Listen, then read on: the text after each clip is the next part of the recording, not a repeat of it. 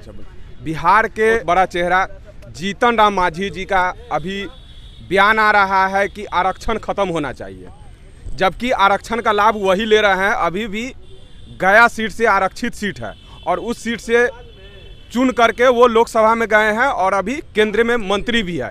हमारे साथ अभी बिहार के भीम आर्मी प्रदेश अध्यक्ष है अमर ज्योति पासवान जी, क्या कहेंगे?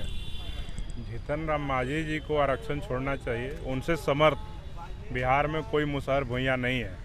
जिस परिवार में एक सांसद, 2 मंत्री, एक केंद्रीय मंत्री और एक राज्य सरकार में मंत्री, 2 विधायक, 1 MLC हो, तो हमें लगता है कि सबसे पहले आरक्षण उनको छोड़ने का हो सकता है, क्योंकि उनकी समधन भी बाराचट्टी से विधायक है, उनकी बहू इमामगंज से विधायक है, उनके पुत्र बिहार सरकार में मंत्री हैं और MLC हैं, और खुद वो केंद्र सरकार में मंत्री हैं और गया से सांसद हैं।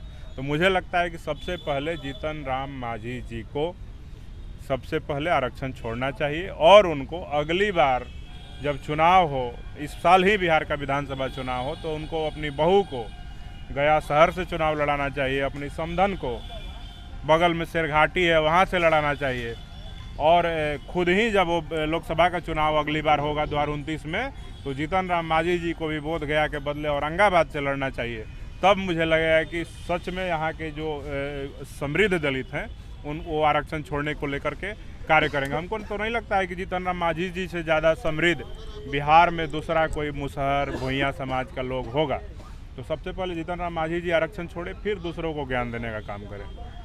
लेकिन अभी सबसे ज़्यादा लाभ तो वही लोग ले रहे हैं, और फिर भी आरक्षण का लाभ कौन ले रहा है? जैसे कि रामविलास पासवान जी का परिवार हो, जीतन राम मांझी जी का परिवार हो, बड़े बड़े जो भी चेहरा है वही तो लाभ ले रहे हैं। राजनीतिक लाभ ये लोग तो वर्षों से लेते आ रहे हैं। बिहार सरकार में आरक्षण का लाभ लेकर के वर्षों तक जीतन राम मांझी जी बिहार सरकार में मंत्री बने रहे, फिर मुख्यमंत्री बन गए, अब केंद्रीय मंत्री बन गए।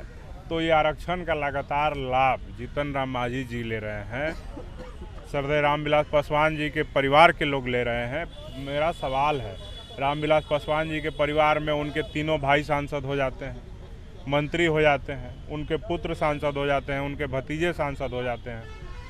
तो इतना समृद्ध परिवार कौन सा है बिहार में, बताइए? कोई दूसरा दुसाध, चमार, धोबी, पासी, मुसहर भुइयाँ के घर में तो 5-5 MP पैदा नहीं लिए, किसी के यहाँ 2-2 केंद्रीय मंत्री और राज्य सरकार के मंत्री पैदा नहीं लिए। तो सबसे पहले ऐसे परिवारों को, जो लोग अपने परिवार में सिर्फ और सिर्फ राजनीति को कैद करके रखना चाहते हैं, इन लोगों को आरक्षण छोड़ने की आवश्यकता है, न कि यहाँ के आम दलितों को, पिछड़ों को बोलने का कि आप आरक्षण छोड़ दीजिए। 2025 में अभी चुनाव भी होने को है, और अभी अभी चिराग पासवान जी भी कह रहे हैं जो हमें प्रदेश याद आ रहा है और प्रदेश बुला रहा है। क्यों प्रदेश भुला रहा है? वो लंदन से MP हैं क्या?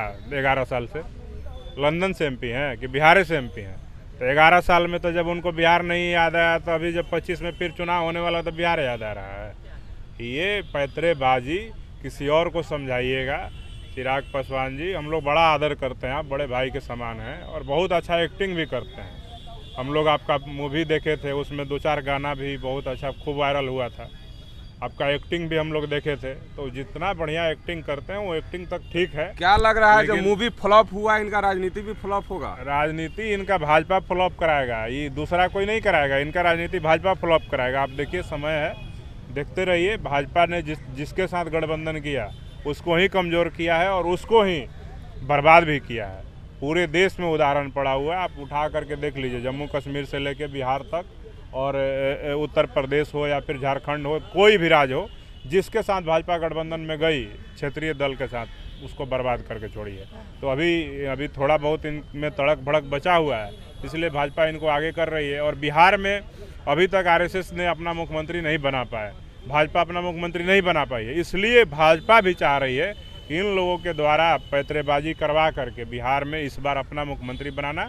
इसलिए इन लोगों से पैतरा करवा रही है, ताकि ये जो दलितों का वोट है, जो संविधान के नाम पे, आरक्षण के नाम पे, बाबा साहब के नाम पे, बाबा साहब के अपमान के नाम पे, दलितों के ऊपर हो रहे शोषण, जुल्म, अत्याचार के नाम पे जो वोट इन नेताओं से छिटक रहा है, इनके विरोध में जो समाज खड़ा हो गया है, इस वजह से भाजपा इन लोगों के द्वारा नौटंकी करा रही है कि बिहार बुला रहा है, बिहार के मुख्यमंत्री हम बनने वाले हैं। इसलिए ये लोग पैतरेबाजी करके सिर्फ और सिर्फ बिहार की जनता को ठगेंगे। हम पूछना चाहते हैं कि 11 वर्षों से आप केंद्र सरकार में मंत्री हैं, आपको बिहार याद नहीं आया? बिहार में आपने जो बिहारी फर्स्ट का विजन लिया था, आप उसके जो संकल्प थे वो याद नहीं आया, उसको आपने बिहार सरकार में लागू नहीं कराया। बिहार के पसवानों को आपने ठगने का काम किया। चौकीदारी के मुद्दे पे इतना बड़ा आंदोलन हुआ, कई लोग लाठी खाए, उस मामले पे चौकीदारों को तो आप हक दिला नहीं पाए। आप मोकामा चाराडी में जो मेला लगता है वहाँ पे आने जाने का रास्ता तो बनवा नहीं पाए, वहाँ पे भव्य मंदिर नहीं बनवा पाए, वहाँ पे सुचारू रूप से चापाकल पानी पीने की व्यवस्था नहीं करा पाए, वहाँ पे हजारों लोग के सर ढकने के लिए छत नहीं है, उसकी व्यवस्था तो करा नहीं पाए। तो फिर आप क्या बिहार की बात कर? मतलब दलित के लिए कुछ नहीं किए? दलित के लिए ही नहीं, पूरे बिहार के लिए वो कुछ नहीं किए हैं। सिर्फ और सिर्फ अपना पॉकेट भरने से, अपना परिवार को आगे बढ़ाने के अलावा बताइए चिराग पासवान जी ने बिहार में कोई ऐसा काम किया हो जो आपको याद हो? बताइए कोई काम है जो पूरे बिहार के लोगों को उन्होंने किया है जो याद हो? बताइए कोई एक काम। आप जब पत्रकार होकर के नहीं बता पा रहे हैं तो आम जनता फिर क्या ही बता पाएगी? आप लोग तो खोजबीन करते रहते हैं, रिसर्च करते रहते हैं। तो चिराग पासवान जी का एक काम बताने लायक नहीं है जो पूरे बिहार की जनता याद रहे? उनका एक काम याद है चिराग पासवान जी का कि वो आते हैं, ड्रामा करते हैं, रोते हैं माँ के नाम पे, कभी पिता के नाम पे, कभी कहते हैं शेर का बच्चा है, कभी कहते हैं मोदी जी के हम हनुमान हैं। यही सब तो बिहार की जनता को याद है। इसके अलावा कोई एक बात बता दीजिए कि उन्होंने बिहार के जो बीपीएससी के छात्र यहाँ लाठी से कूटे जा रहे थे गांधी मैदान के आसपास, तो उनके लिए उन्होंने खड़ा होकर के उन छात्रों के दुख दर्द को निराकरण कर दिया हो? फोटो खिंचाने के लिए कोई कुछ भी आकर के छात्रों के बीच खड़ा हो जाए, नौजवानों के बीच खड़ा हो जाए, चौकीदारों के साथ खड़ा हो जाए, उनके प्रतिनिधि मंडल बन करके मिल ले, लेकिन उनका निराकरण, उनके समस्याओं का समाधान आप कहाँ करा पाए हैं? बताइए। बीपीएससी का परीक्षा रद्द हुआ? नहीं हुआ। रिजल्ट जारी हो गया, अब मेंस होने वाला है। तो बिहार के छात्रों के खड़े में नहीं नज़र आते हैं, पसवानों के चौकीदारी के मामले पे नहीं नज़र आते हैं, किसी मामले पे नज़र नहीं आते हैं। कोई एक मुद्दा बिहार की जनता से पूछिए ना। बिहार में एक और नया मुद्दा है जो आप जय भीम बोलने पर बिहार में लोगों को हत्या कराया जा रहा है और लोगों को हत्या कर दिया, इस पर आपका क्या? देखिए, इस पे हम यही कहेंगे कि जातिवादी मनुवादी मानसिकता के जो लोग हैं उनको अपने विचार में परिवर्तन करने की आवश्यकता है। नहीं तो जय भीम बोलने वाले लोग इतने हैं, तुम आज एक जय भीम बोलने वाले की हत्या कर रहे हो, आने वाले 5 से 10 वर्षों में हम दावे के साथ कह रहे हैं कि जो लोग आज जय श्री राम कह रहे हैं ना, उनको भी हम सब लोग जय भीम कहने को मजबूर कर देंगे। ठीक है? और देखिएगा कि इस देश में अंबेडकर जयंती जितना भव्य रूप से मनाया जाएगा देश और दुनिया में, उतना भव्य रूप से किसी और महापुरुष का, किसी और देवी देवता का भी जयंती नहीं मनाया जाएगा। आने वाले 5 से 10 वर्षों में देखिए, ये 2025 में अभी आपने देखा होगा कोई गांव, कोई टोला बाकी नहीं जहां पे अंबेडकर जयंती नहीं मनाया गया। उसी प्रकार से ये दिन प्रतिदिन बढ़ते जाएगा और जय भीम कहने वालों की संख्या आज भी पूरे भारत में सबसे ज़्यादा है। आप दावा हम करते हैं, इस पे आप सर्वे करा लीजिए, केंद्र सरकार भी सर्वे करा ले कि जय भीम कहने वाले लोग ज़्यादा हैं कि कोई और नारा लगाने वाले लोग ज़्यादा हैं। ठीक है? तो डरने की बात नहीं है। हमारे अवधेश भाई की जो हत्या सीतामढ़ी में की गई है, उस पर मैंने खुद ही संज्ञान लेकर, हमारे टीम के लोग भी वहाँ गए थे और उन लोगों ने परिवार के लोगों से मुलाकात किया और हम सब लोग उस मामले को देख रहे हैं। और 7 दिनों का अल्टीमेटम हम लोगों ने पुलिस प्रशासन को, सीतामढ़ी पुलिस को दिया है। अगर 7 दिनों में अवधेश पासवान के हत्यारे जो भी हैं उनकी गिरफ्तारी नहीं होती है, जो घटना में संलिप्त लोग हैं, तो 7 दिन के बाद सीतामढ़ी जिला मुख्यालय पे वहाँ पे एक विराट प्रदर्शन होगा और वहाँ के डीएम और एसपी का घेराव करके उनसे आप जाएंगे आंदोलन? बिल्कुल जाएंगे। सीतामढ़ी हम पहुँचेंगे। 7 दिन का हमने समय दिया है। आज 21 तारीख है, 27 तारीख तक वेट कर लीजिए। 27 तारीख के बाद सीतामढ़ी में एक बहुत बड़ा आंदोलन होने जा रहा है। आप देखिए कि जय भीम का एक झंडा, बाबा साहब का झंडा जो है औरंगाबाद में वायरल हुआ कि एक वीडियो बना करके व्यक्ति गाली दे रहा था और अपने पैरों के तले बाबा साहब का झंडा को वो कुचल रहा था। वहाँ पे भीम आर्मी के टीम के जैसे ही संज्ञान में आया, मैंने वीडियो देखा, अपनी टीम के लोगों को बात किया और जैसे ही वहाँ पे भीम आर्मी के लोग गए तो वहीं राजपूत समाज का युवक जो पैरों तले झंडा को कुचल रहा था, हाथ में लेकर के जय भीम कर रहा था, बाबा साहब अमर रहे कह रहा था। तो ये भीम आर्मी का ताकत है। हमारा झंडा डंडा दोनों मजबूत है। हम बस मजबूर हैं कि संवैधानिक रास्ते पे चलते हैं। जिस दिन हम लोगों को उधम सिंह बनने पे, बाबा चौहरमल बनने पे, भीमा कोरेगांव का इतिहास दोहराने पे आना पड़ा, तो फिर हम बता देते हैं जातिवादी, सामंतवादी, मनुवादियों को महंगा पड़ेगा हम नहीं चाहते हैं कि किसी तरह का हिंसा हो, लेकिन अगर आप बार बार हमें भड़काने का प्रयास करेंगे तो फिर उसका पलटवार होगा और पलट करके जवाब मिलेगा।